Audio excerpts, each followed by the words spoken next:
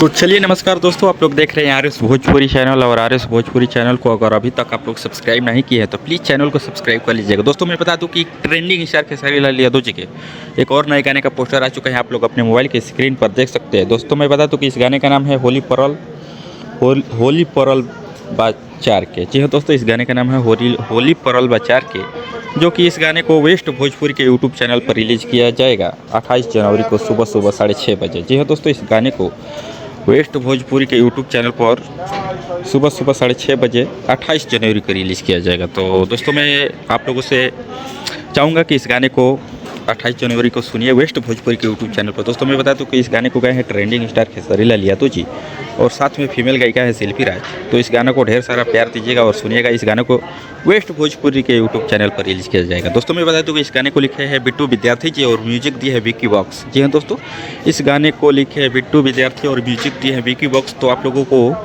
इस गाने का पोस्टर कैसा लगा कमेंट करके बता सकते हैं। दोस्तों मैं बता दूं कि इस गाने में